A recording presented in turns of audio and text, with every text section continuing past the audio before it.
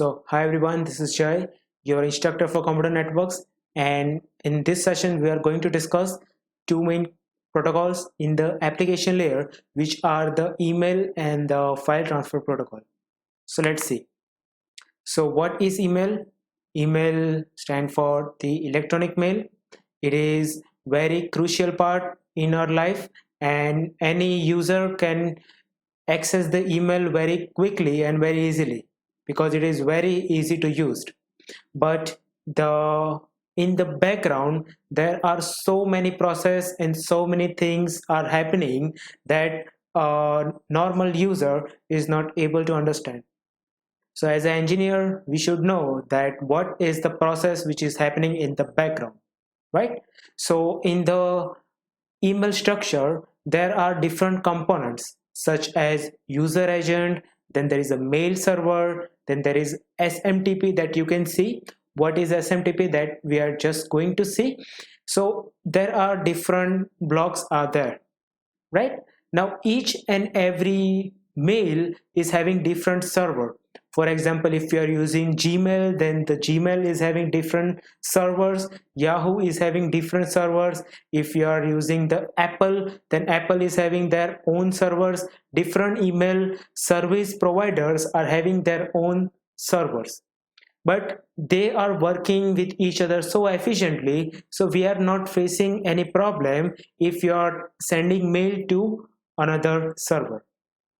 So that's the beauty of the email. So there are mainly three components in the email. The first component is known as user agent, the second component is mail server, and the third component is the mail transfer protocol. So what is the user agent?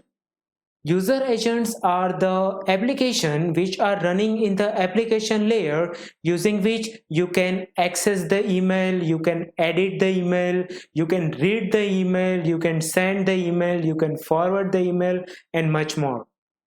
If I give you one example for the user agent, you will easily understand. The example of the user agent is the Microsoft Outlook or the iPhone mail or the Gmail that you're using in your phone. Those are the example of the user agent. So those are the application which are specifically developed for email, right? And using that email you can do this all task very quickly and very easily. So now let's see more about the email. The email, it uses the TCP connection and it uses the port number 25. So every time you want to access, for example, www.gmail.com, so in that case your computer knows that to which port number it has to send the request. Then after, the email is having mainly three steps: the handshaking, the transfer of message, and the closure, which is exactly same for the TCP connection. If you remember, it is in the TCP connection, if you want to communicate, the first phase is to establish connection, after that the transfer of message and the closure, right? Then there are command and response interaction, and the commands and response are in form of ASCII text, so user can easily read that. And the message must be in 7-bit ASCII format, right? Now let's see the steps for the email. So there is a one person that wants to send email to another person that you can see on the screen.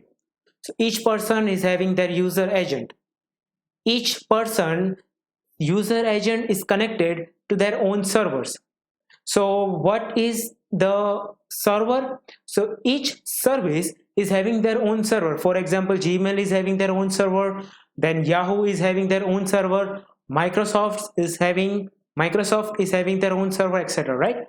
Suppose she is using the Google, so her user agent is connected to the Google server. Then after, if he is using the Yahoo, then his user agent is connected to Yahoo mail server. So when she has sent an email to him, so first the message will be transferred to her server, for example in the Google server. Then after, Google will see the message, it will analyze the message and Google will find that okay, this message supposed to be sent to another mail services server. So in that case, it will forward the message to the Yahoo Mail server. The message is received by the Yahoo Mail server and the message will be delivered to him. Now the message will be stored in the Yahoo Mail server unless he is not retrieving the message. So message will be stored in the service provider server unless and until the user doesn't access to that mail. But after it access the mail, the message will be read by the user. Now let's see the email format. So you can see that the email is having different sections such as to, like to whom you want to send the mail, and suppose if you're receiving them from where, then there is a subject and then there is a body. All these things is the proper basic format of the email.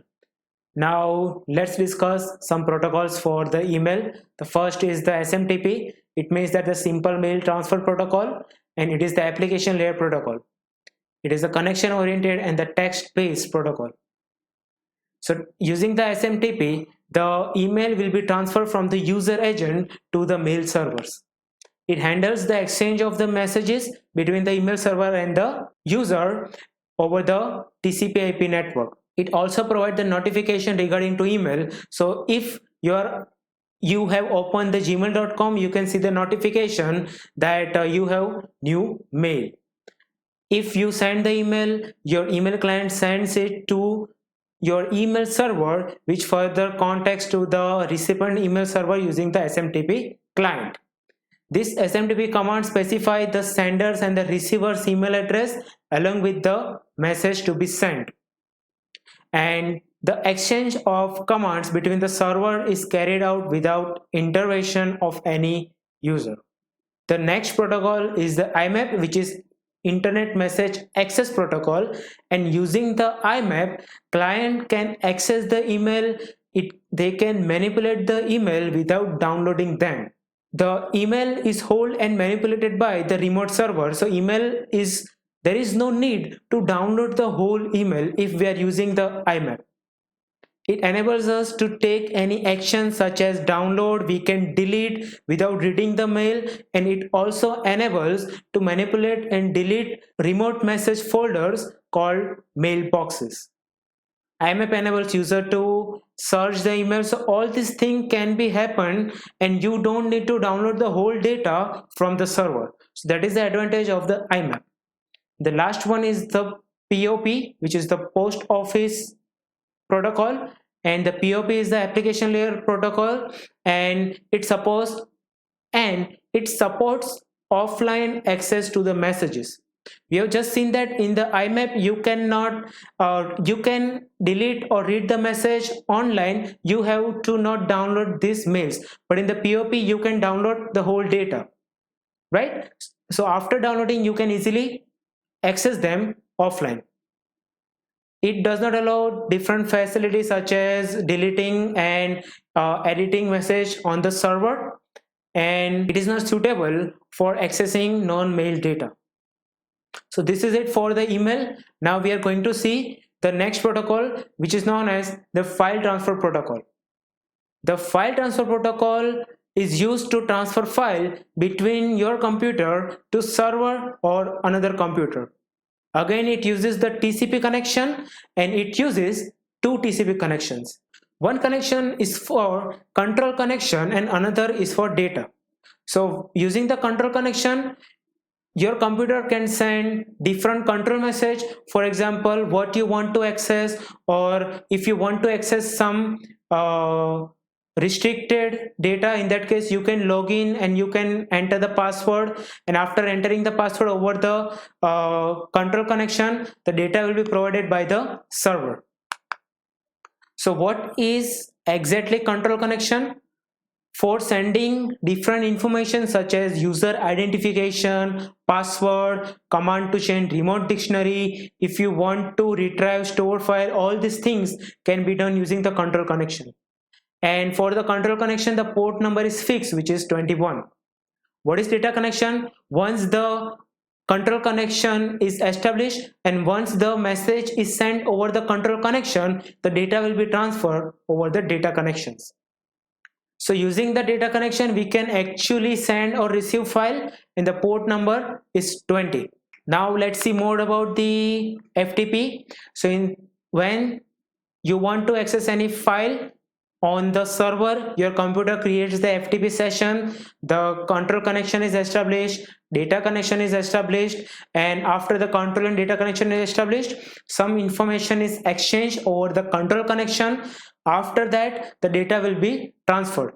So there are different data structures which are supported by the FTP, which are the file structure, record structure, and the page structure.